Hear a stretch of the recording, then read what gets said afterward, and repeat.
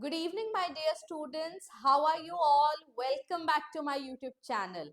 As you must have guessed from the very thumbnail of this video that I am going to talk about the most awaited video, answer structure for upcoming HPSC PGD exam for the subject English. The students who have successfully qualified as per their marks, I congratulate you. But the real task begins now. Screening test was just a screening test. And now your real knowledge, the knowledge of your very pen and mind will come ahead in this paper, the Tier 2, the subject knowledge test. In my previous video, I have talked about few things about how you should start preparing for subject knowledge test. In this video, I am going to talk about the answer structure, the very base of the descriptive paper. First thing first, let us talk about the syllabi. We have writing section, we have grammar section and literature section. Combining all these three, the syllabus becomes far and wide. बहुत बड़ा syllabus हो जाता है. Writing section में जिसमें letter writing, precis writing, report writing and ऐसे writing आता है, उस केस में बहुत ज्यादा जरूरी हो जाता है कि आपके पास फॉर्मेट की नॉलेज हो. ऐसे और आर्टिकल राइटिंग के लिए जरूरी हो जाता है जर्नल नॉलेज होना, फैक्ट टू फैक्ट बात करना. तो इसके लिए मैंने रेकमेंड किया था newspaper reading. I hope students ने रीड करना स्टार्ट कर दिया होगा, वर्ड्स को कलेक्ट करने के लिए, नॉलेज को इम्प्रोवाइज करने के लिए. पॉल्यूशन पर अगर ऐसे आता है तो AQI की बात जरूर की जा सकती है, और AQI का डाटा कलेक्ट करने के लिए न्यूज़पेपर से अच्छा सोर्स कोई नहीं है, क्योंकि वो reading and choice of words दोनों ही आपकी इंप्रूव करेगा. फैक्चुअल नॉलेज एडिशन होगा, चेरी ऑन द केक होगा. अब बात कर लेते हैं आंसर स्ट्रक्चर की. यहां पर स्पेशली मैं बात करने वाली हूं लिटरेचर सेक्शन की. आपका एग्जाम 1 फरवरी को होने वाला है, और अगर आज की डेट से हम चलते हैं 20 दिसंबर से, we have completely 1 month and 10 days left. वो एम्पल नहीं है. पहली बात तो लिटरेचर अपने आप में ही वास्ट है. जितना सिलेबस देखने में छोटा लग रहा है उतना ही वास्ट है अगर आप उसके क्वेश्चन की डाइवर्सिटीज को देखते हैं तो इसीलिए आंसर को स्ट्रक्चर करना बहुत ज्यादा जरूरी है. पीजीडी के स्क्रीनिंग टेस्ट की तैयारी के दौरान एक बार नहीं, मैंने कई बार कहा है कि डाटा कलेक्शन ऑब्जेक्टिव सब्जेक्टिव का एक साथ कीजिए. जब आप ऑब्जेक्टिव के लिए मटेरियल कलेक्ट करें तो मेक श्योर आप सब्जेक्टिव के लिए वर्ड्स, वोकैबुलरी, टर्म्स इन सबको क्लियर करते जाएं. हाँ, एक पॉइंट ऐसा आता है कि जब आपको ऑब्जेक्टिव को ही टेकअप करना होता है और सब्जेक्टिव को कंप्लीटली साइड में रखना होता है in terms of data collection. Screening से आपकी कॉन्सेप्ट क्लैरिटी हो चुकी है, और जब अगर आज हम बात करते हैं सब्जेक्ट नॉलेज टेस्ट की, वो इजी नहीं होने वाला है. हर चीज का आपको ध्यान रखना है. आपको गिवन टाइम फ्रेम में टोन को, स्टाइल को, इंट्रोडक्शन को, कंक्लूजन को, वर्ड्स को, थीम को, सब कुछ को एक साथ रखना है, और आप रिस्क नहीं ले सकते हैं एक भी क्वेश्चन या एक भी टॉपिक को मिस करने का. अगर हाल फिलहाल में हुए असिस्टेंट प्रोफेसर एग्जाम को भी देखते हैं तो एग्जाम में कोई भी ऐसा टॉपिक नहीं था जिसे बिल्कुल भी टच अपॉन ना किया गया हो. क्वेश्चंस को, ऑथर्स को, मूवमेंट्स को, इवन जॉनरास को क्लब कर कर क्वेश्चन पूछे गए थे. तो आज आंसर स्ट्रक्चर समझना क्यों जरूरी है. डाटा कलेक्शन एक तरफ है, आंसर स्ट्रक्चर एक तरफ है. आपको ब्लाइंड फोल्डेडली कुछ भी डाटा को कलेक्ट नहीं करना है. टाइम फ्रेम अगर आप देखते हैं तो बहुत कम है आपके पास, तो उस टाइम फ्रेम में फेस्टिवल्स भी आने हैं, न्यू ईयर भी आना है, लोहड़ी का फेस्टिवल भी आना है, और छोटे मोटे फेस्टिवल्स भी आते रहेंगे. तो अब फॉर द टाइम बीइंग हर चीज को साइड में रखकर दिन रात एक कर कर अपनी सब्जेक्ट नॉलेज टेस्ट की तैयारी कीजिए। और एक भी दिन आपका ऐसा ना जाए जब आप राइटिंग की प्रैक्टिस ना करें।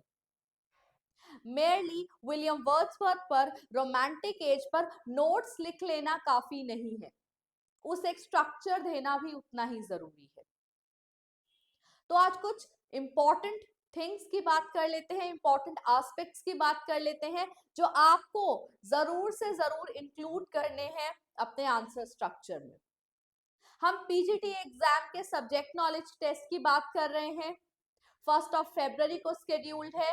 तो आंसर स्ट्रक्चर में आपकी 3 मेजर थिंग्स होती हैं। We are talking about answer structure. Answer structure,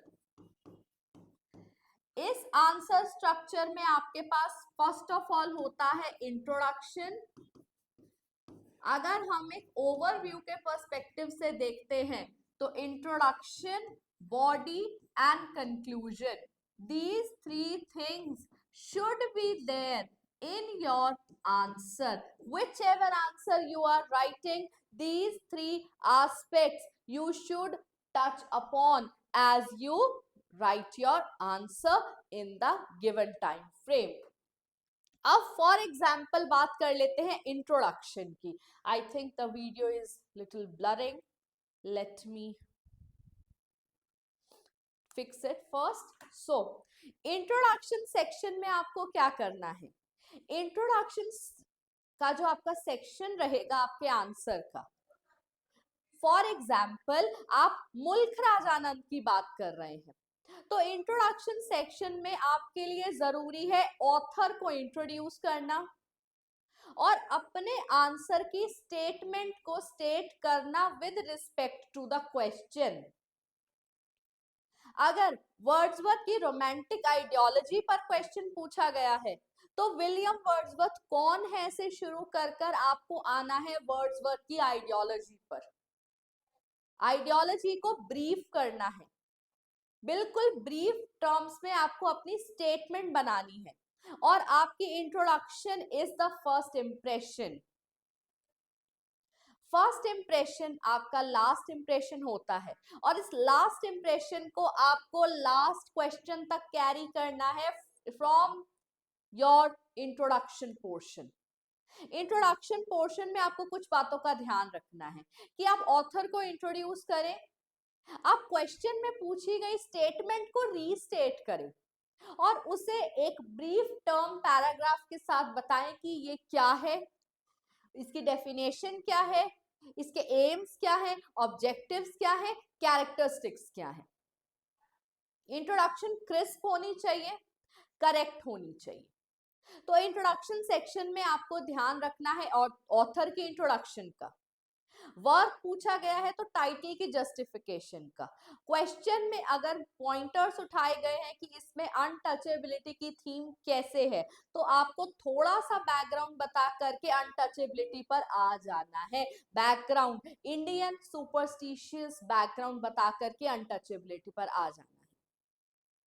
अगला हमारा इंपॉर्टेंट सेक्शन हो जाता है बॉडी।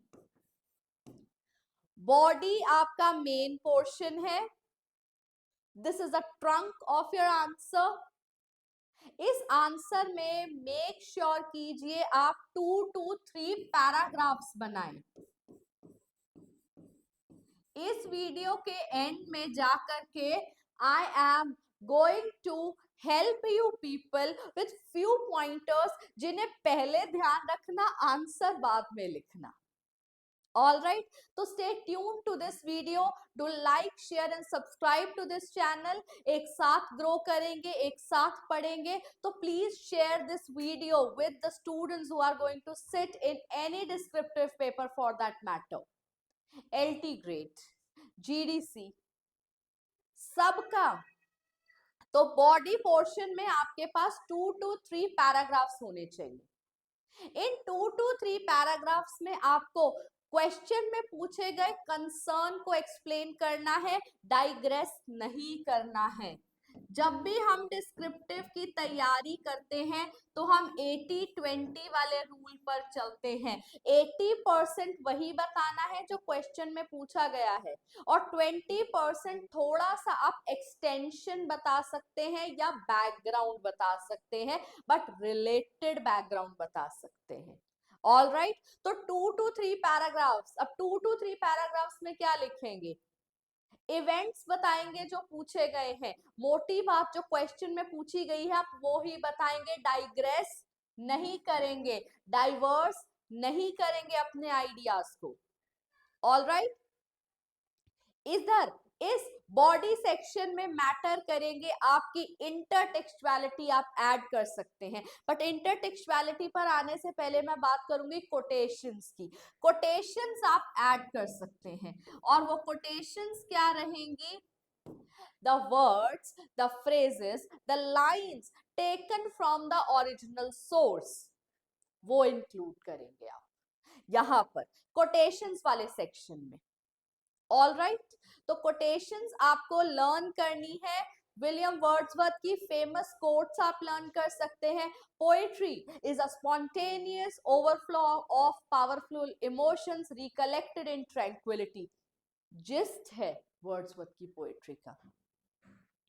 मुल्खराज आनंद के कैरेक्टर्स इंपॉर्टेंट है, बखा इंपॉर्टेंट है, कूली का कैरेक्टर मुन्नो इंपॉर्टेंट है।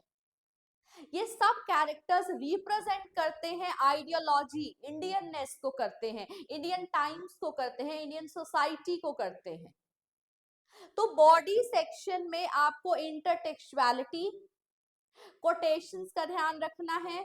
माइंड यू, जरूरी नहीं है कि आप 4 to 5 लाइंस की पूरी कोट को गल्प करके जाएं। गल्प कर जा सकते हैं तो वेल एंड गुड, अगर नहीं कर सकते हैं मार्क ऑफ एलिप्सिस बहुत हेल्प करेंगी। Poetry is the spontaneous overflow of powerful emotions recollected in, भूल गए, mark of ellipsis, recollected. Poetry is the spontaneous overflow of powerful emotions. तो यहाँ पर क्या हो गया? mark of ellipsis डिनोट करती है कि कोट आगे भी है, लेकिन फिलहाल हमें इतना ही कोट करना है। या फिर कोटेशंस में आप वर्ड्स को भी कोट कर सकते हैं। You can pick up few words from William Shakespeare's play I am not what I am. Easy है लर्न करना। तो मेजर जो उनके प्लेस है वहां से आप लाइंस को लर्न कर लीजिए और उन्हें कोट कर दीजिए सपोर्टिंग कोटेशंस बना करके। आप वर्ड्स को कोट कर सकते हैं, फ्रेजेस को और लाइंस को भी कर सकते हैं। तो that will add realistic touch and that will add the intertextual touch to your answer. All right, now let us come to the conclusion section of your answer. Conclusion, जितना introduction important है उतना ही conclusion important है। मेरे students मान लो, जान लो ये चीज, quantity लिखना इंपॉर्टेंट नहीं है, क्वालिटी बहुत ज्यादा इंपॉर्टेंट है आपका यहाँ पर। तो जब हम क्वालिटी की बात करते हैं तो क्वालिटी का टेस्ट आपके इंट्रोडक्शन एंड कंक्लूजन से हो जाता है। जो भी स्टूडेंट्स टायर 2 का एग्जाम, जिस भी होने वाले एग्जाम में टायर 2 डिस्क्रिप्टिव पेपर है, ये वीडियो हर उस स्टूडेंट के लिए इंपॉर्टेंट है। ये एलटी ग्रेड के एस्पिरेंट्स के लिए भी इंपॉर्टेंट है, ये एचपीएससी पीजीटी के लिए भी इंपॉर्टेंट है जिनका टायर 2 एग्जाम होना है। तो mind you, please take into account all these facts. और जो बच्चे अभी फिलहाल ऑब्जेक्टिव की तैयारी कर रहे हैं, एक नोटबुक सब्जेक्टिव के साथ लगा लो, क्योंकि इंग्लिश सब्जेक्ट हमारा इजी नहीं है। ऑल राइट, तो कंक्लूजन में आपको क्या करना है? You have to restate the statement. जो इंट्रोडक्शन में, थीम में, इंट्रोडक्शन में, बॉडी में आपने स्टेटमेंट्स को स्टेट किया है, उन्हें आपको रीस्टेट करना है एक लाइन बना करके। कंक्लूजन क्रिस्प होना चाहिए, स्ट्रेट फॉरवर्ड होना चाहिए और होना जरूर चाहिए to give the structure to your answer. अगर आपके आंसर का स्ट्रक्चर अच्छा है तो हाफ ऑफ द मार्क्स तो आप ऐसे ही गेन कर लेंगे। तो बहुत ध्यान है, आंसर बहुत ध्यान से आपको आंसर का स्ट्रक्चर बनाना है। आप लिटरेचर सेक्शन उठाइए, विलियम वर्ड्सवर्थ को लिखना स्टार्ट कीजिए, विलियम शेक्सपियर के प्लेस को लिखना स्टार्ट कीजिए, लेकिन एक स्ट्रक्चर में लिखिए। मर्चेंट ऑफ वेनिस एक ऐसा प्ले है जिसमें से खुद ब खुद ही 2 to 3 क्वेश्चंस बनते हैं, लेकिन आपका एक ऐसा आंसर रेडी होना चाहिए जिससे आप मिक्स एंड मैच कर सके। वर्ड्सवर्थ की आइडियोलॉजी बताए बिना आप रोमांटिक एज को एक्सप्लेन नहीं कर सकते हैं। तो एक बार उन बातों की बात कर लेते हैं जिन बातों को ध्यान रखना है अपने आंसर स्ट्रक्चर बनाने से पहले तैयारी करते हुए। वो पहली बात क्या है? Set your basic English right. आप लैंग्वेज के स्टूडेंट हैं, आपने अपनी बैचलर्स, मास्टर्स, इवन स्कूलिंग इस लैंग्वेज में कंप्लीट की है। You can not go wrong with your language. अगर मेरे students difficult English, complex English, academic English नहीं लिख सकते हो तो बेसिक इंग्लिश भी करेक्ट चल जाएगी, लेकिन करेक्ट होनी चाहिए, ग्रामेटिकली सिंटैक्टिकली करेक्ट होनी चाहिए। Was, were, is, am, are spelling की गलती की यहाँ पर कोई स्कोप नहीं है, स्पेशली जब एचपीएससी में चेक करने वाले लोग वो हायर से हायर स्टडीज वाले प्रूव हो चुके हैं। Are you getting my point? तो यहाँ पर आप लोगों को क्या करना है, अपनी बेसिक इंग्लिश को करेक्ट करना है। सेकेंड थिंग, लिटरेचर के स्टूडेंट्स जब लिटरेचर सेक्शन प्रिपेयर करें तो चॉइस ऑफ वर्ड्स का ध्यान रखें। थीम में जैसे अपनी मूवमेंट है, स्ट्रीम ऑफ कॉन्शियसनेस है, एब्सर्ड थिएटर की बात करें, रोमांटिक पोएट्री की बात करें, एस्थेटिसिज्म की बात करें, आर्ट ऑफ आर्ट से की बात करें, ये मैं क्या बोल रही हूँ, लिटरेरी टर्म्स बोल रही हूँ। ये अगर आपके आंसर में इंक्लूडेड होंगे तो that will formalize your answer, giving it a practical turn. तो चॉइस ऑफ वर्ड्स का ध्यान रखिए, कुछ ऐसे वर्ड्स को चुन लीजिए जो एक वर्ड में सारी थीम बताता हो। एस्थेटिक ब्यूटी कंप्लीट बताता है, रोमांटिक अपने आप में ही एक वर्ड है, ट्रांसेंडेंटलिज्म अमेरिकन पोएट्री की बात कर रही हूं, तो keep note of that. Third thing, अपना जब कंटेंट कलेक्ट करो तो स्मार्टली कलेक्ट करो, जहां से पढ़ो अच्छा पढ़ो। Don't rely on multiple of books, but rely on authentic books. Authentic books पर rely कीजिए, टेक्स्ट को पढ़िए। और अगर टेक्स्ट पढ़ने का टाइम नहीं है तो अपने मटेरियल को स्मार्टली चैनलाइज कीजिए। आपके एमए के नोट्स भी रखे होंगे, क्योंकि हम इतनी जल्दी अपने नोट्स को गिव अवे नहीं करते हैं। तो कलेक्ट योर मटेरियल स्मार्टली। आप हमें भी कह सकते हैं आंसर प्रोवाइड करने के लिए, हम आपको टॉपिक वाइज भी आंसर प्रोवाइड कर सकते हैं, हम आपको कंप्लीट लिटरेचर के आंसर भी प्रोवाइड कर सकते हैं ओरिजिनल कॉमन लैंग्वेज में, एआई का कम से कम यूज किए हुए। और एआई को यूज करना भी चाहते हो तो अपने आंसर को स्ट्रक्चर करने के लिए, समझने के लिए, डाटा कलेक्शन के लिए कर सकते हो, बट एआई आपके ब्रेन से ज्यादा इंटेलिजेंट नहीं है, बुक से ज्यादा इंटेलिजेंट नहीं है। अगली बात जो मैं यहाँ पर कहना चाहूंगी, जो मैं बोल्ड लेटर्स में लिख रही हूं, टाइम मैनेजमेंट। एक आंसर आपका प्रिपेयर हुआ और उसकी आपको प्रैक्टिस स्टार्ट कर देनी है टेबल और चेयर पर बैठकर। Don't lie on your bed idly and start writing, no. आपके सामने यूट्यूब पर वीडियोस देखी है ना, आपके सामने आपका टाइमर होना चाहिए, आपके हाथ में आपका पेन और आपके माइंड में सारा कंटेंट। चाहो तो एक क्वेश्चन भी, मॉक टेस्ट क्वेश्चन भी हमने असिस्टेंट प्रोफेसर एग्जाम के लिए प्रोवाइड किए थे, that were liked by many students and actually questions came from that mock test.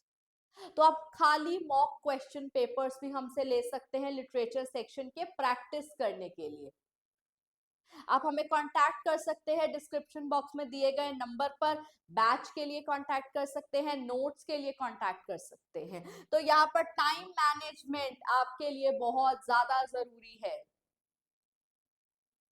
आपको गिवन टाइम में टाइमर लगा करके प्रैक्टिस करनी है। जो आपका डिस्क्रिप्टिव पेपर है वो ऐसे ही नहीं हो जाएगा कि मैंने सब कुछ लर्न कर लिया, लिख तो मैं वहां पर लूंगा ही या लूंगी ही. This is not your MA का एग्जाम और योर बीएड का exam. This is your real time government job का एग्जाम. तो you need to be very much particular like you be in the paper 2 of UPSC mains. उस तरीके से लिखना start करो, उस तरीके की शीट्स पर लिखना स्टार्ट करो, टेबल चेयर पर बैठकर लिखना स्टार्ट करो. तो टाइम मैनेजमेंट बहुत जरूरी है. अब वीडियोस आती रहेंगी. एक वीडियो अभी मुझे इंपॉर्टेंट लगती है बताने के लिए कि बेसिक इंग्लिश का ध्यान कैसे रखना है अपने आंसर को बनाते वक्त. जैसे कि कोटेशन मार्क्स में पोएट्रीज आएंगी, डबल अंडरलाइन कर कर नॉवल का नेम आएगा. इस तरीके की सजेस्टिव वीडियो, इस तरीके की मोटिवेट करने वाली वीडियोस आप तक पहुंचती रहेंगी. कंटेंट भी पहुंचता रहेगा. For any query you can contact us in the given number, description box में दिया गया है, आप हमें कॉन्टैक्ट कर सकते हैं. और प्लीज अगर स्टूडेंट्स इस वीडियो को व्यू कर रहे हैं, इसे शेयर कीजिए और इसे फॉलो कीजिए. बहुत ही मेथोडोलॉजिकली इस वीडियो को अलाइन किया गया है. With that, I come to the end of this video, but not to the end of the preparation. Please, guys, start working hard. Start working from today.